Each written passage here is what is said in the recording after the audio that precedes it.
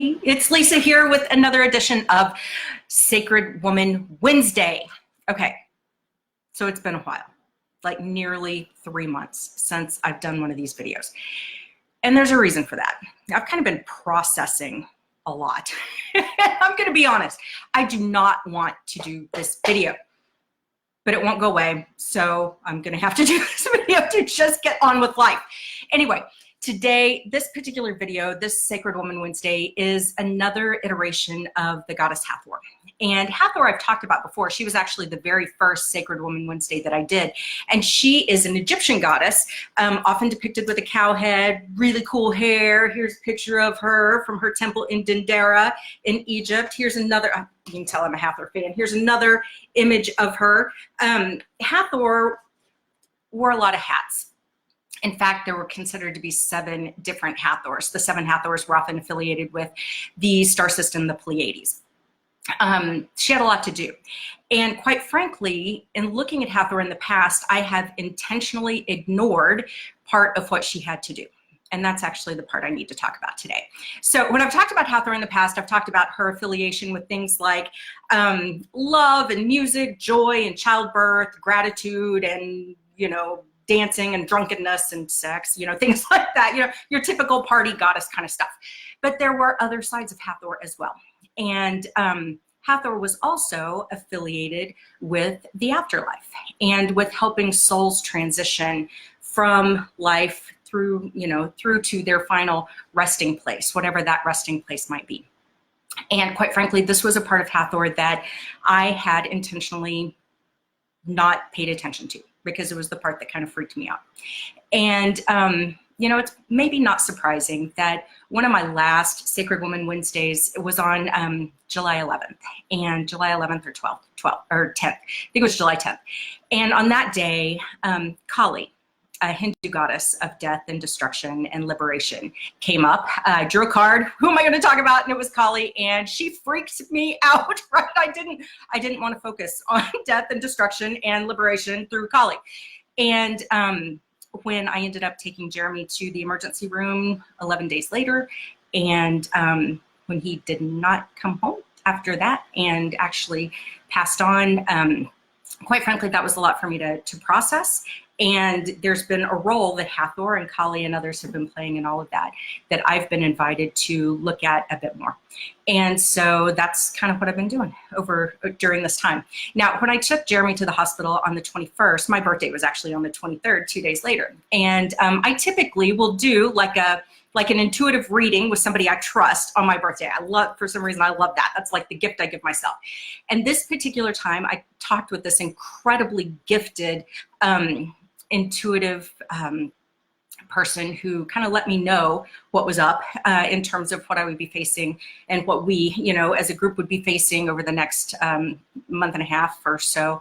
And she let me know that that I had a role to play energetically in helping with Jeremy's transition. And I didn't really want to hear that. I was like, I don't know what you're talking about.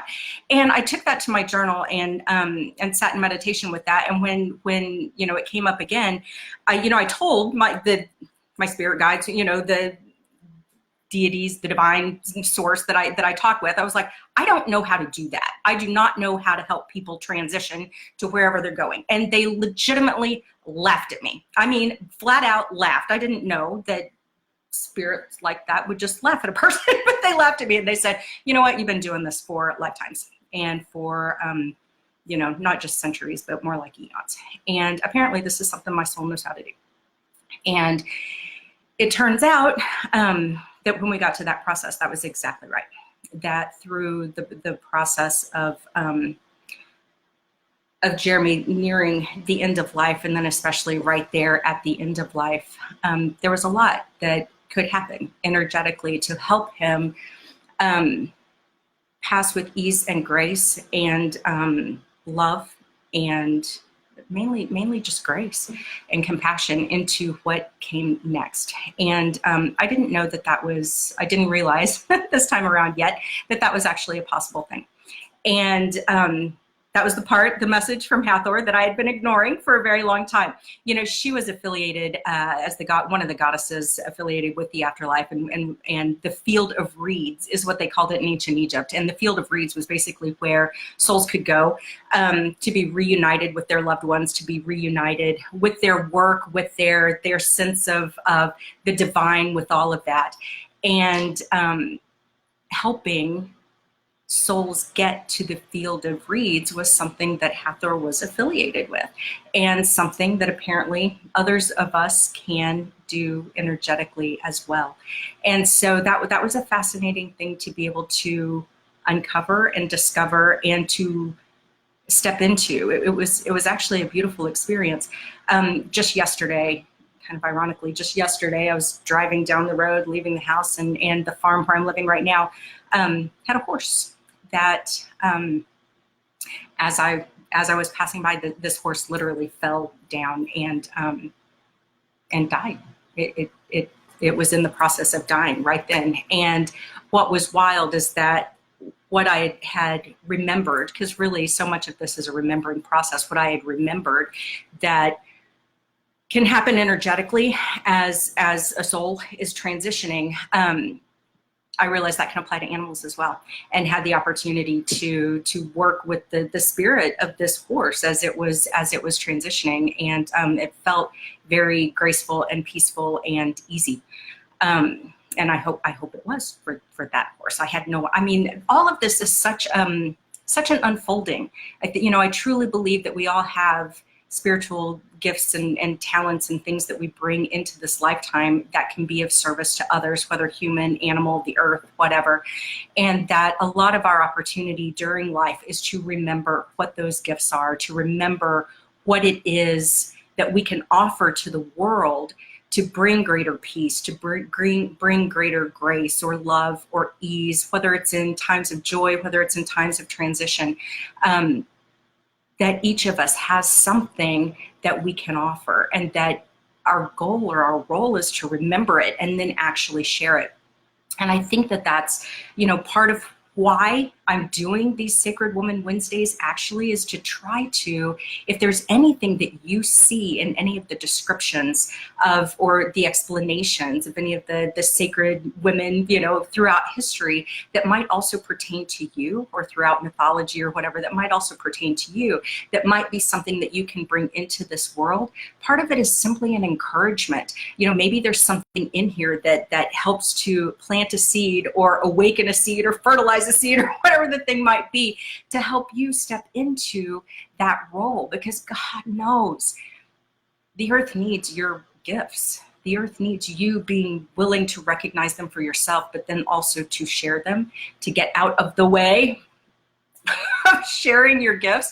I've been sitting on this for a long time, and I finally realized this wasn't going to go away. Even though I didn't want to do this video, even though I didn't want to share any of this was not going to go away until I just admitted it and moved forward. Because once we recognize and share and admit some of what our gifts are, not only does it free up the opportunity to exercise and share those gifts even more, but it also opens up space for additional remembering of other gifts to come.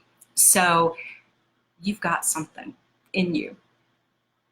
You do. We all do. It's just waiting to be shared. Maybe you already know what it is, and maybe you're completely sharing it fully, openly, and authentically. And if so, God bless you. I mean, seriously, thank you for that. There are some of us who have been a bit more hesitant and chicken who need to get over it. And yes, I'm talking to myself. And but when we do that, when we stand firmly in our own sacred gifts, when we stand firmly in our soul's calling, and actually share that with the world, that's one way that we can make the world a better place. One of the other things that Hathor was known for, the 7 Hathors, but that, especially the 7 Hathors were known for all those attributes that I mentioned before, but they were also depicted together with like a red ribbon, where they worked to bind up evil forces or dark demons, to help with love and protection during life, but then also to help with protection through the afterlife from dark forces as well. And so there was a lot of protection through love, the recognition that love is one of the greatest protective forces that we actually have. And that when we're scared and being quiet, we're actually denying our own best protection and the love that we have the opportunity to share with the rest of the world. But one of the other things that Hathor was known for, what was called the gift of Hathor, or the 5 gifts of Hathor, was actually the left hand, right? And at the Hathor temple, when people would come in to the Hathor temple, they would often be asked, what are the 5 things that if you were to die tomorrow, the 5 things that you would miss the most? And they would rattle off, hopefully without really thinking about it, the 5 things that they would miss most. And then the priest or priestess in the Hathor temple, one of the few temples where both men and women served in priest or priestess roles. Most of the other temples, it was just one gender serving in that kind of leadership capacity. Hathor temple was different. Love that about it. But anyway, those 5 things, they held up the left hand of the person who shared that, and they said, look, now anytime that you're out working in the fields or doing whatever you're doing, all you have to do is look at your left hand and remember the 5 things that you're most grateful for. It was that simple. The idea that the remembrance of gratitude, the encouragement of gratitude from the goddess Hathor was one of the big things that goes along with love and protection and all these other attributes that she sought to bring to and help encourage in the world. So simply the idea of if you're having a bad day, if you're on, kind of a negative loop in your own brain, just looking down at your left hand and thinking of those 5 things that you're grateful for, that is a gift from the divine, a remembrance for you, a way to stop the negative loop in your head, but also a way to perhaps even bring more into your life to be grateful for. Got another hand. You can go over here as well. So today, back in the Sacred Woman Wednesday saddle, talking about something that's not the most comfortable for me, but something that apparently is going to be a part of my life moving forward. And I'm actually excited for that. There's something beautiful about this part of the journey, and I'm grateful. I'm grateful for that. So hope you're having a fantastic Wednesday. And my biggest encouragement, I think, through Sacred Woman Wednesdays, Sacred Person Wednesday even, is to just an invitation to recognize whatever it is inside you that is begging to come out in service of the world, whatever that gift might be. And so often our gifts are the things that we most deny and the things that seem most simple to us because it's closest to us and we think it's no big deal, but it could be the thing that is a big deal for someone else, for the world, or for even your soul's own growth. So Sacred Woman Wednesday, really an invitation for you to explore that for yourself and to hopefully not only recognize it, but also have the courage to share it with others. So I'm sending y'all big love, wishes for peace, lots of gratitude, and I hope you have a fantastic rest of your week. I will see you next Wednesday, if not before.